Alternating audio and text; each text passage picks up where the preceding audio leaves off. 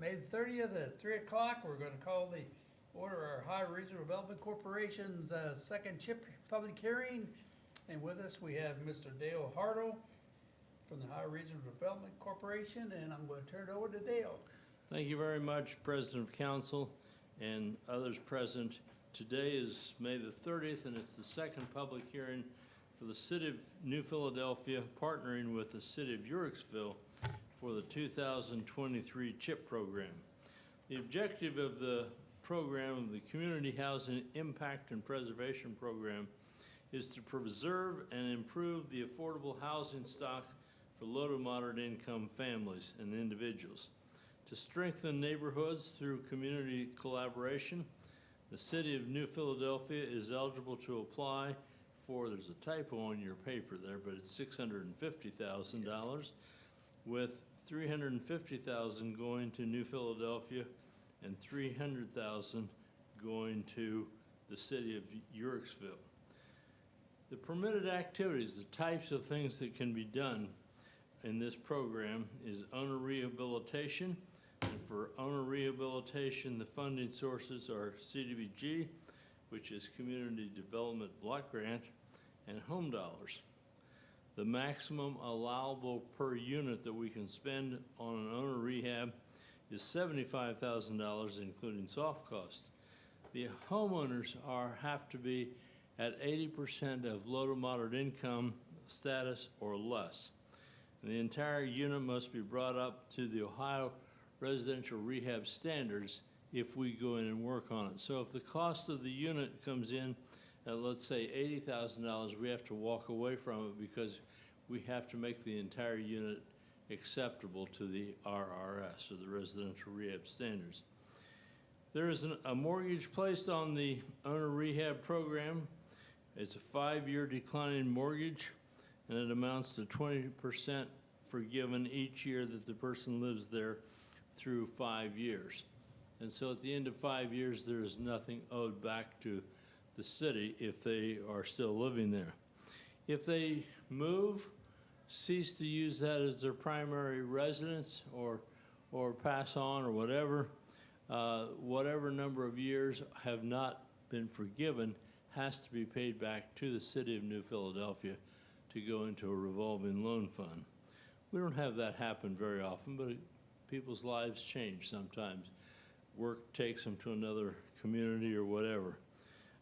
So there is a mortgage for 5 years. It's a declining balance mortgage, and so on. Rental rehabilitation program is the second one that is available, and the funding sources are CDBG, Home, and Ohio Housing Trust Fund money. The maximum we can spend on a rental rehab project is $75,000, which includes the soft cost. And the homeowners, not the landlord, are the ones who make that qualification possible. And so if a homeowner is at 80% of low to moderate income or less, they make it eligible. However, the state has come along and said that if we are doing a rental rehab, the landlord should kick in some of the money. And so the state's made a requirement that 50% of the cost of the rehab has to be paid for by the landlord. It has a 5-year mortgage, just like the owner rehab, and it declines 20% over the 5 years. The person must continue, whether that person lives there or someone else, they must be a low to moderate income family for at least 5 years. The third program, and one of the very popular ones, is the homeowner repair. And the maximum that we can spend on that is $22,000. And the homeowners have to be low to moderate income at 80% or less. The beauty of the home repair program is that we can do 1 or 2 projects on the house and don't have to bring the entire house up to the full residential rehab standards. And so maybe they only need a furnace, or maybe they need a hot water tank or an electrical grade upgrade or something of that nature. As long as we're spending $22,000 or less on the total project, we can do that. One of the other advantages of a home repair program is that there is not a mortgage placed on it. It is a total grant, and so there's not a mortgage requirement for 5 years like there is on others. The next possible program is rental repair, and it's very much like the rental rehab up above that I talked to you about, only it has a limit of $22,000 as well, and the same principle applies that we can do one or two items in a house. We can do furnace or hot water tank or electrical upgrade or something like that, a couple of major units that need to be done. Again, the owner does not have to qualify as far as the income, but the renter does. And so if the renter is 80% of low to moderate income or less, they qualify for the work to be done. It is 100% declining loan over 2 years, so a low to moderate income family must live there at least 2 years, and that loan is forgiven completely. The owner must contribute 50% of the cost because it's a rental program. The state requires that the owner must put in 50% of the cost. The next one that I would talk about is home ownership and down payment assistance. And with that, we can spend a maximum of $78,000, including soft cost. And again, the homeowner has to be at 80% or less.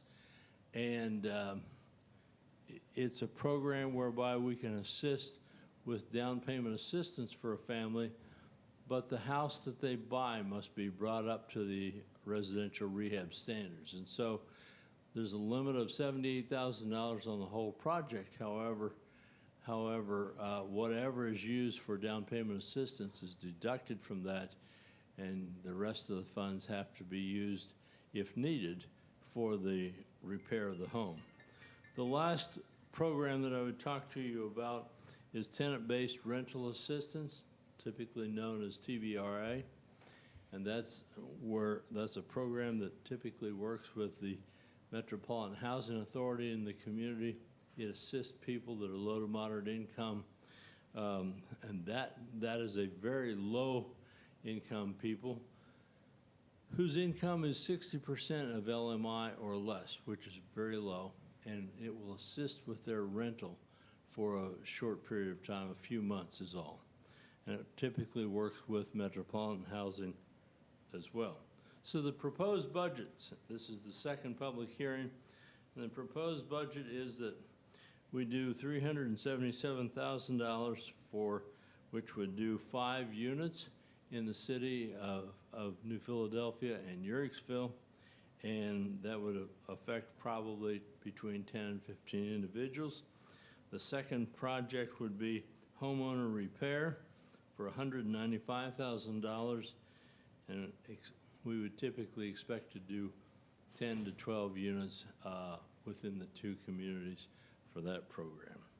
It's a very good program. Administration is there for $78,000. The timetable for the activities is that we don't, if it's funded, we will not know what that funding is or when the funding is until about the 1st of December. And then after that, we would have to do an environmental review study, publish it in the newspaper, signed by council, and then that goes to the state. They have a hearing there for a waiting time, and then somewhere around the 1st to the middle of January, we would be able to start taking applications.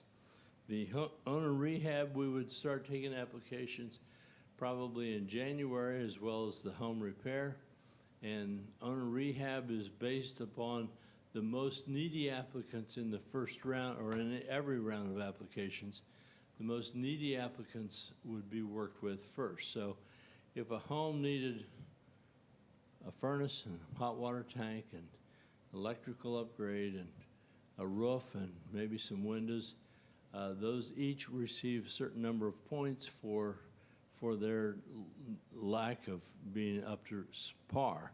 And so then we look at that plus if they're an elderly person living in the household, they all get a certain number of points. So the most needy people get worked with first, people with the most points in that system. The home repair system is different.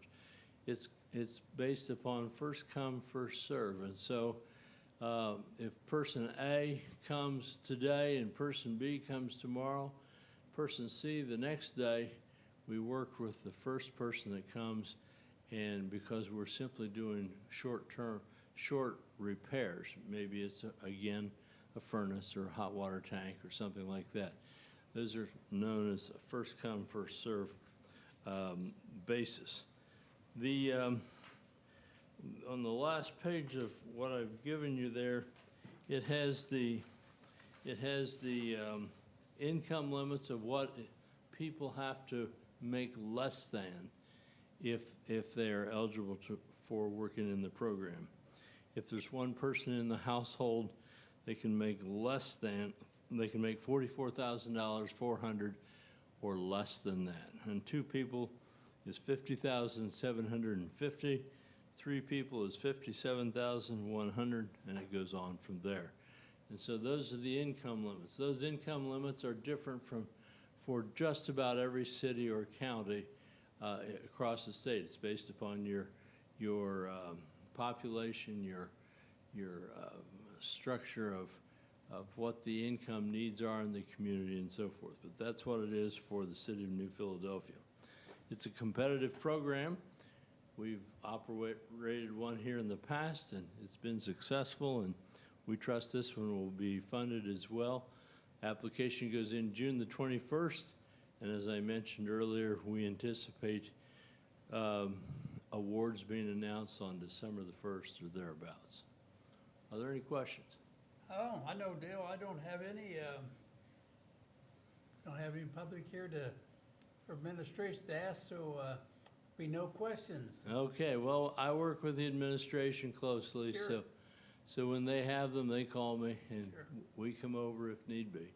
Well, I appreciate you coming and getting this information, because it's a great program for the area and much needed, and so we'll hold our end up and get this all passed, and since there's no other questions and it is 3:13, we'll adjourn the meeting. Thank you very much. Appreciate Thanks, your Dale. time. Thank you.